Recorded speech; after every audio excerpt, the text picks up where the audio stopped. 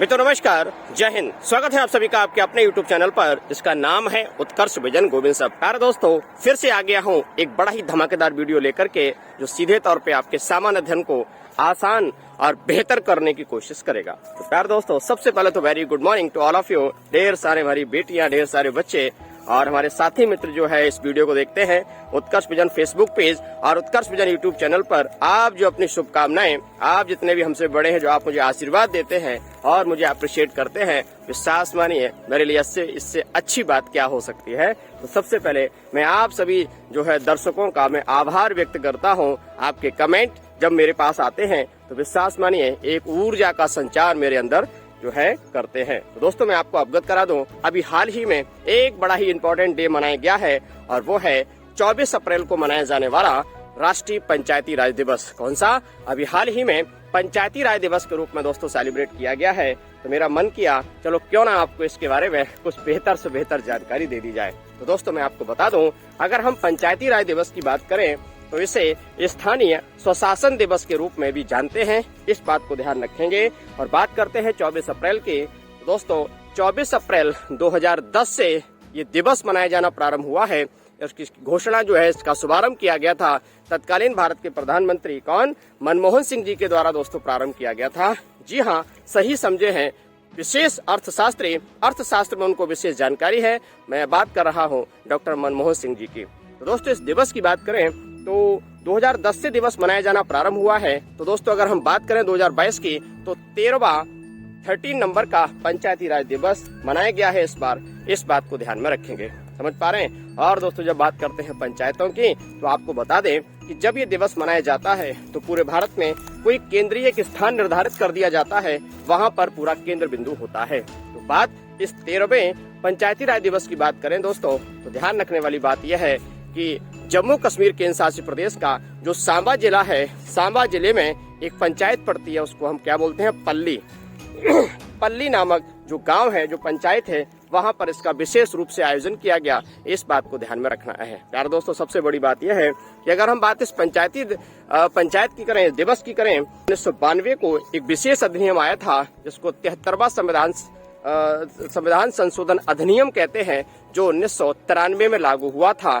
इस वजह से जो है 24 अप्रैल को ये दिवस मनाया जाता है। बात कर रहे हैं पंचायती राज दिवस की।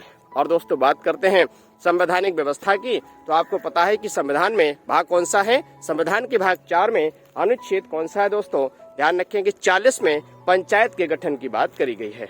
यहाँ पर मैं एक बड़ी जरूरी बात बता दूं कि जब अनुच्छेद 40 में पंचायत के गठन की बात जब करी गई थी तो आखिर क्या जरूरत पड़ गई जिसके लिए हमें 73वां संविधान संशोधन लागू करना पड़ा। तो बच्चों, यहाँ सबसे बड़ी बात, ढेर सारे बच्चे हमारे जानते भी हैं क्योंकि मैं ऑनलाइन ऑफलाइन कई बार क्लास में बता चुका हूँ कि अनुच्छेद 40 दिया गया है किसमें? सोचिए बच्चों, वो दिया गया है डीपीएसपी में, राज्य के नीति निर्देशक तत्वों में। और आपकी बात पता है कि राज्य के नीति निर्देशक तत्वों के जो प्रावधान है वो बच्चों बाध्यकारी नहीं है, माने राज्य चाहे तो लागू करे या फिर ना लागू करे। लेकिन आपको पता है कि जब 73वां संविधान संशोधन लागू हुआ तो संविधान में नया भाग जोड़ दिया गया, भाग 9 जोड़ दिया गया। और जब अधिनियम के द्वारा नया भाग जोड़ा गया तो अब जो पंचायत है वो क्या है? कानूनी दर्जा दे दिया गया है। माने अब हर हाल में पंचायत का गठन किया ही किया जाएगा। समझ पा रहे हैं? जब बात करते हैं, मैंने अभी आपसे कहा कि पंचायती राज दिवस को किस रूप में जानते हैं?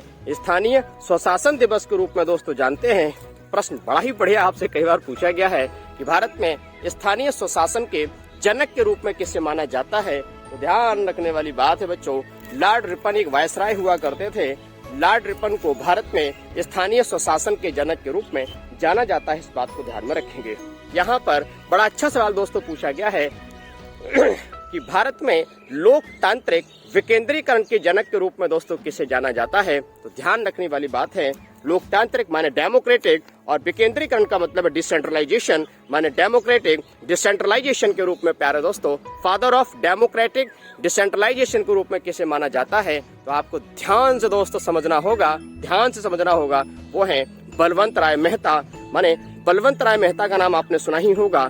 बलवंत राय मेहता की अध्यक्षता में 1957 में एक कमेटी बनी थी और इस कमेटी की सिफारिश के आधार पर ही राजस्थान के नागौर जिले में प्यारे दोस्तों लागू हुई थी भारत में पहली बार पंचायती राज व्यवस्था।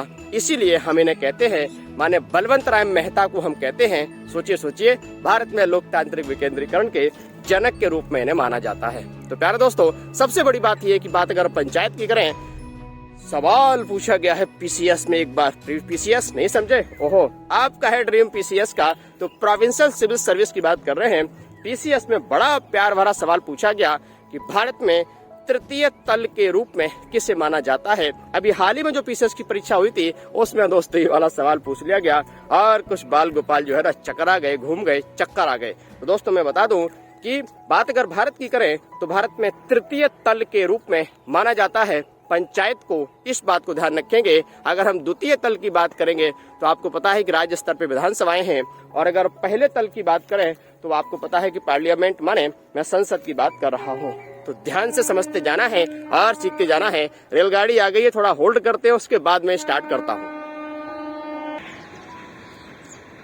हाँ, तो प्यारे दोस्तों, बात कर रहे थे हम लोग पंचायत की। तो पंचायत के बारे में सबसे इम्पोर्टेंट बात बच्चों ये भी है कि 73वां संविधान संशोधन के द्वारा आखिर परिवर्तन क्या हुआ था इंडियन कॉन्स्टिट्यूशन में, भारतीय संविधान में। तो मैं आपको बता दूं, 73वें संविधान संशोधन के द्वारा दोस्तों 11वीं अनुसूची जोड़ी गई थी, 11th शेड्यूल जोड़ी गई थी। और आपको दोस्तों पता है कि 11वीं अनुसूची में पंचायतों के कुल 29 विषय दोस्तों जोड़े गए थे। ये सवाल एग्जाम में आपसे कई बार पूछा गया है। तो दोस्तों यहाँ पर एक बड़ी अच्छी बात है कि 73वें संविधान संशोधन के द्वारा पहली बार पंचायती राज व्यवस्था या पंचायत चुनाव जो है वो कहाँ संपन्न हुए हैं। तो बहुत सारे बाल गोपाल जल्दबाजी का हो जाते हैं शिकार, इस प्रश्न का उत्तर दे देते हैं क्या?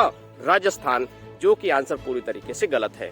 मैं बात कर रहा हूँ 73वें संविधान संशोधन की। तो अभी मैंने आपको बताया कि 73वें संविधान संशोधन का जो संबंध है वह 1993 से है, क्योंकि 93 में लागू हुआ। तो सीधी सी बात है, 93 के बाद ही कहीं ना कहीं जो है लागू होगा, माने किसी राज्य में होंगे। तो ध्यान रखना, 73वें संविधान संशोधन के अंतर्गत जो है पंचायती राज जो चुनाव है वो संपन्न हुए थे एमपी में, मध्य प्रदेश में 1994 में। तो ध्यान रखना, अगर हम बात राजस्थान के नागौर जिले की करें तो वो तो व्यवस्था थी 1959 की, माने पंडित जवाहरलाल नेहरू जी के द्वारा 2 अक्टूबर 1959 को ये व्यवस्था प्रारंभ करी गई थी राजस्थान के नागौर जिले में।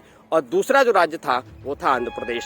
तो दोस्तों, इस प्रकार से मेरा प्रयास आपको कैसा लगा कमेंट करके जरूर बताइएगा। रेलगाड़ी आ चुकी है, मिलते हैं अगले वीडियो, तब तक के लिए शुक्रिया, थैंक यू, जय हिंद।